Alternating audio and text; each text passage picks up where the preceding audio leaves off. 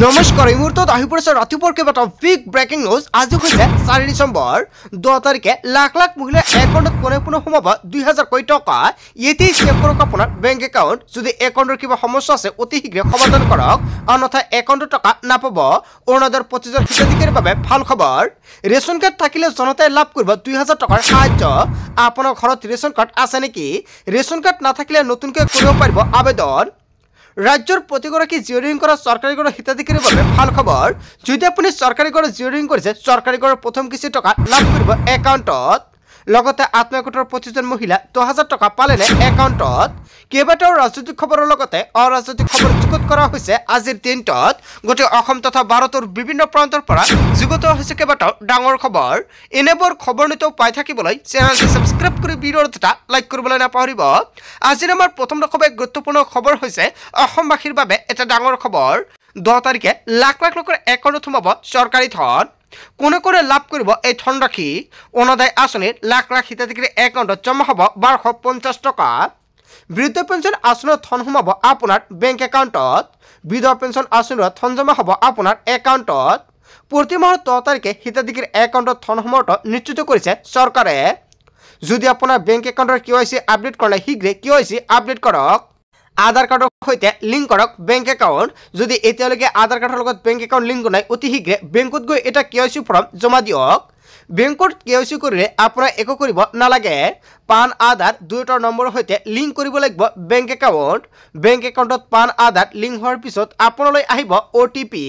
ইয়াৰ পিছত আপুনি নিশ্চিত হ'ব বেংক একাউণ্টত ধন জমা হোৱাটো। যদি আপুনি আগতীয়াকৈ অৰুণোদয় আঁচনিৰ টকা পাই আছে, এতিয়া বন্ধ হৈ আছে, তেনে ক্ষেত্ৰত কণ্টিনিউ পাবলৈ হ'লে আপোনাৰ একাউণ্টৰ KYC আপডেট কৰিব লাগিব। যদি একাউণ্টৰ KYC আপডেট কৰা আছে, তেনে ক্ষেত্ৰত আৰু আপোনালোকৰ একো কাম কৰিব নালাগে। তেনে ক্ষেত্ৰত সোমাই যাব 10 ডিচেম্বৰত অৰুণোদয় আঁচনিৰ 1250 টকাকৈ।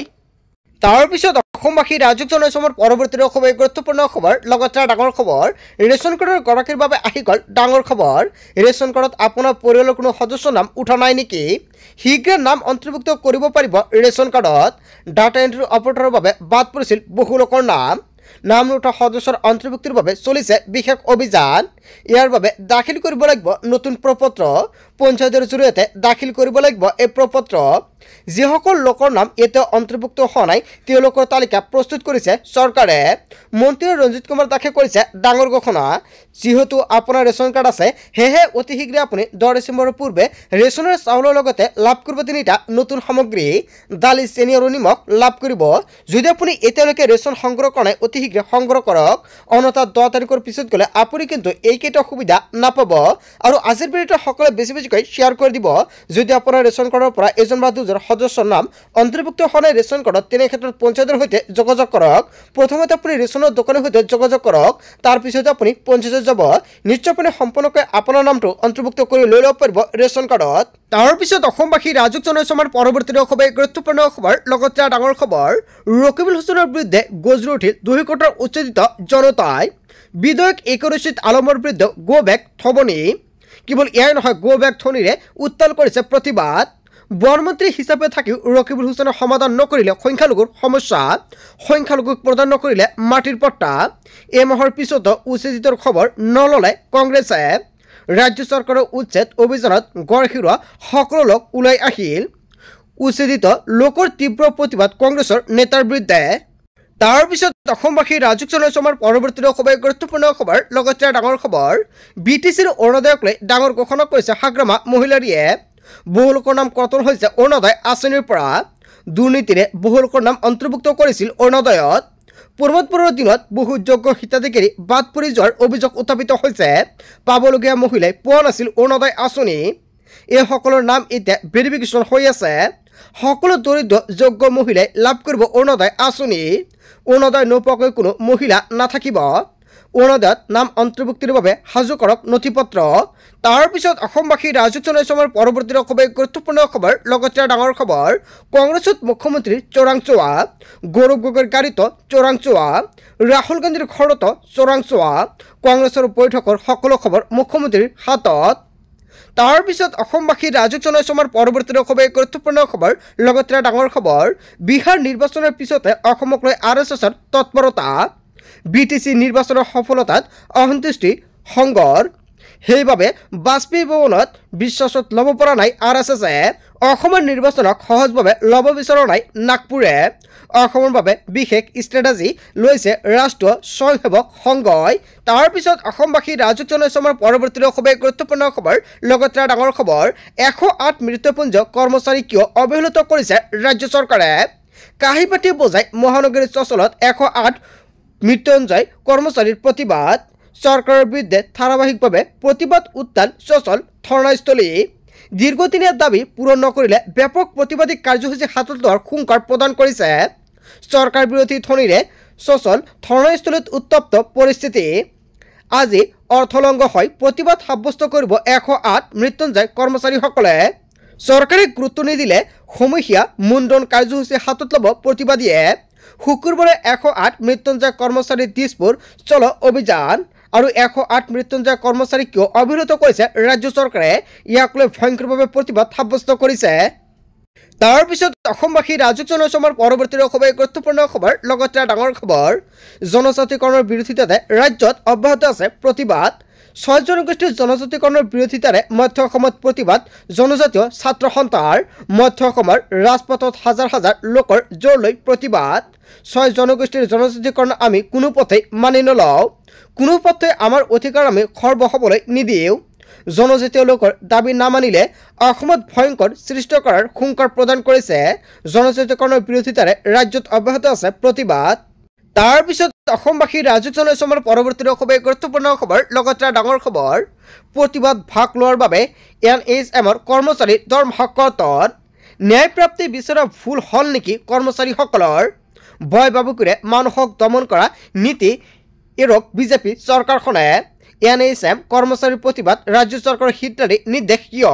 গণতান্ত্ৰিক দেশত প্ৰাপ্য বিচৰাৰ সকলোৰে অধিকাৰ আছে দিনে নিশাই কম দৰমহাতে ৰোগীৰ সৈতে থাকে এইসকল কৰ্মচাৰী প্ৰাপ্য বিচাৰতে কৰ্মচাৰীৰ ওপৰত চৰকাৰে অত্যাচাৰ চলাইছে কৰ্মচাৰীৰ প্ৰতি চৰকাৰৰ কঠোৰ ব্যৱস্থাক লৈ সৰব KMSSৰ সম্পাদক বিদ্যুৎ ভূঞাই প্ৰতিবাদত ভাগ লোৱাৰ বাবে NHMৰ কৰ্মচাৰীৰ দৰমহা কৰ্তন হল তাৰ পিছত অসমবাসী ৰাজুক জনাইছে আমাৰ পৰৱৰ্তী খুবেই গুৰুত্বপূৰ্ণ খবৰ লগতে ডাঙৰ খবৰ 6 জনগোষ্ঠীৰ জনজাতিকৰণত ক্ষতি হ'ব নালাগে জনজাতীয় লোকৰ 6 জনগোষ্ঠীৰ জনজাতিকৰণত বিফল হৈছে মুখ্যমন্ত্ৰী জনজাতীয় লোকৰ মাটি আদানীক বিক্ৰী কৰাতহে মুখ্যমন্ত্ৰীৰ লক্ষ্য জনগোষ্ঠী আৰু জনজাতীয় লোকৰ মাজত সংঘাত লগাব বিচাৰিছে মুখ্যমন্ত্ৰী ডক্টৰ হিমন্ত বিশ্ব শৰ্মাই 6 জনগোষ্ঠীৰ জনজাতিকৰণ লৈ অনুষ্ঠিত কৰক সৰ্বদলীয় বৈঠক আৰু অসমৰ ৰাইজ মূৰ্খ নহয় অসমৰ ৰাইজ সজাগ মুখ্যমন্ত্ৰীৰ দৰে মই যিকোনো বিষয়তে তৰল মন্তব্য দিব নোৱাৰোঁ মুখ্যমন্ত্ৰী হিমন্ত বিশ্ব শৰ্মাৰ বিৰুদ্ধে সৰব হৈছে ABCCৰ সভাপতি গৌৰৱ গগৈ 6 জনগোষ্ঠীৰ জনজাতিকৰণত ক্ষতি হ'ব নালাগে জনজাতীয় লোকৰ 6 জনগোষ্ঠীৰ জনজাতিকৰণত বিফল হৈছে মুখ্যমন্ত্ৰী ইয়াৰ বিষয়ে জনতাই কি ক'ব যদি জনতাৰ কিবা মন্তব্য কৰিব লগা থাকে আপোনালোকৰ মন্তব্য নিশ্চয় কমেণ্ট কৰি জনাই দিব তাৰ পিছত অসমবাসী ৰাজুক জনাইছে আমাৰ পৰৱৰ্তী খুবেই গুৰুত্বপূৰ্ণ খবৰ লগতে ডাঙৰ খবৰ দেশৰ উন্নয়নত মুছলমানসকলৰ অৰিহণা আছিল আৰু থাকিব মুছলমানক দমন কৰা মানে ভাৰতবৰ্ষক দুৰ্বল কৰা দেশৰ উন্নতিৰ বাবে 19 কোটি মুছলমানক একেলগে আগুৱাই নিব লাগিব ভাৰতবৰ্ষৰ শত্ৰু মানে প্ৰতিজন মুছলমানৰ শত্ৰু মছজিদৰ বিৰুদ্ধে আদালতে সিদ্ধান্ত দিয়াৰ পাছত মুছলমানে মানি লৈছে ভাৰতত প্ৰতিজন মুছলমানে ভাৰতীয় হিচাপে জীয়াই থাকিব মুছলমানক দ্বিতীয় শ্ৰেণীৰ নাগৰিকলৈ পৰিণত কৰাৰ প্ৰয়াস কেতিয়াও সফল নহ'ব মুছলমানক লৈ মন্তব্য কৰিছে আছাদুদ্দিন অছিয়ে তাৰ পিছত অসমবাসী ৰাজুক জনাইছে আমাৰ পৰৱৰ্তী খুবেই গুৰুত্বপূৰ্ণ খবৰ লগতে ডাঙৰ খবৰ দেশৰ কোটি কোটি আধাৰ কাৰ্ডৰ গৰাকীৰ বাবে ডাঙৰ খবৰ আহি পৰিছে আধাৰ কাৰ্ডক লৈ দেশত প্ৰযোজ্য হ'ল নতুন নিয়ম 3টা জৰুৰী কাম নকৰিলে বাতিল হ'ব পাৰে আপোনাৰ আধাৰ কাৰ্ড 31 ডিচেম্বৰৰ ভিতৰতে আধাৰ কাৰ্ডৰ সৈতে লিংক কৰক আপোনাৰ পান কাৰ্ড নাম ঠিকনা মোবাইল নম্বৰ শুদ্ধ কৰিবলৈ আপুনি ভৰিব লাগিব 75 টকা ফটোৰ লগতে আঙুলি ছাপ দিবলৈ ভৰিব লাগিব 125 টকা আধাৰ কাৰ্ডৰ সৈতে পান কাৰ্ড লিংক কৰাৰ বাবে তাৰিখ নিৰ্ধাৰণ কৰা হৈছে 31 ডিচেম্বৰৰ ভিতৰত আধাৰ কাৰ্ডৰ সৈতে লিংক কৰক আপোনাৰ পান কাৰ্ড 2026 14 জুন তাৰিখলৈকে বিনামূলীয়াকৈ কৰিব পাৰিব নথিপত্ৰ আপডেট। এটা বিগ ব্ৰেকিং নিউজ আহি পৰিছে। আজিৰ ভিডিঅ'টো সকলোৱে বেছিকৈ শ্বেয়াৰ কৰি দিয়ক। তাৰ পিছত অসমবাসী ৰাজুক জনসমাৰ পৰৱৰ্তী খুবেই গুৰুত্বপূৰ্ণ খবৰ। লগতে ডাঙৰ খবৰ, PMUৰ ঘৰৰ নামত দুৰ্নীতি কৰি হাৰি যাব নোৱাৰিব। প্ৰকৃততে কেঁচাগড়ত থকাসকলে পাব লাগিব চৰকাৰী পকীঘৰ। জীৱিকা সখীৰ কামক লৈ এইবাৰ এনেকুৱাকৈ খৰ্গহস্ত মন্ত্ৰী ৰঞ্জিত কুমাৰ দাস। গোহালিঘৰৰ ফটো তুলি কেঁচাগড়ত তথ্য দিছে জীৱিকা সখীয়ে। জীৱিকা সখীয়ে পঞ্চায়ত আৰু গ্ৰাম উন্নয়ন বিভাগক বিহু দেখুৱাইছে। PMUৰ তালিকা বাছনিত জালিয়াতিৰ কথা মুকলিকৈ স্বীকাৰ কৰিছে।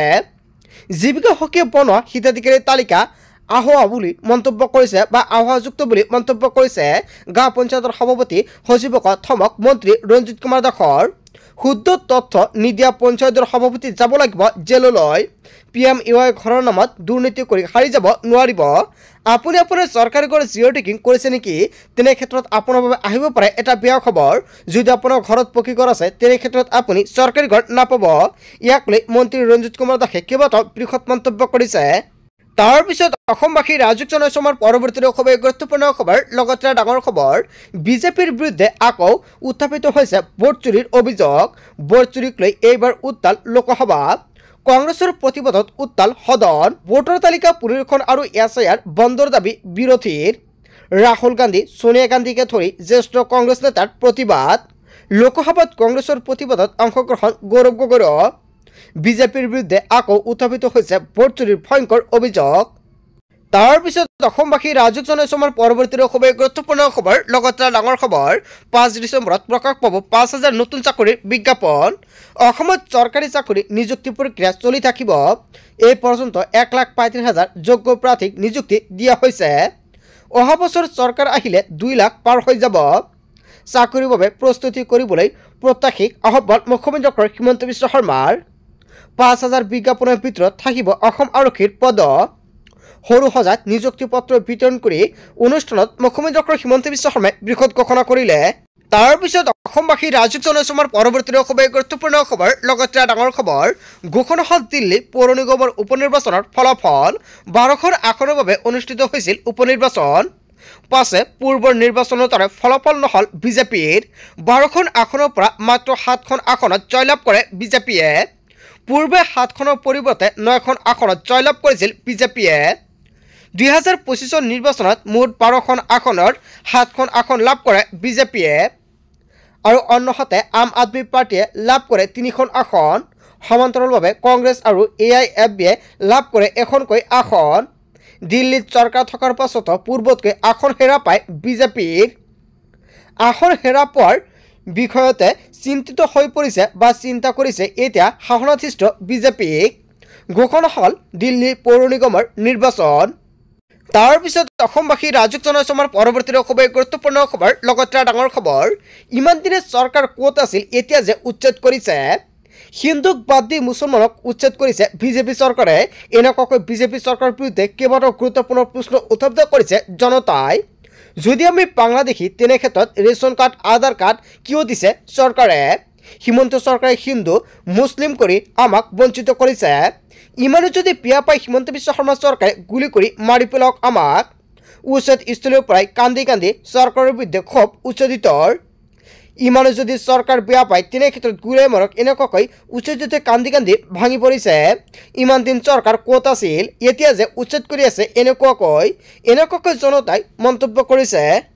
বন্ধু বান্ধৱীসকল, গোটেই অসম তথা ভাৰতৰ বিভিন্ন প্ৰান্তৰ পৰা যুগত হৈছে কেইবাটাও ডাঙৰ খবৰ। এনেবোৰ খবৰ নিতৌ পাই থাকিবলৈ চেনেলটি ছাবস্ক্ৰাইব কৰি ভিডিঅ'ত এটা লাইক কৰিবলৈ নাপাহৰিব।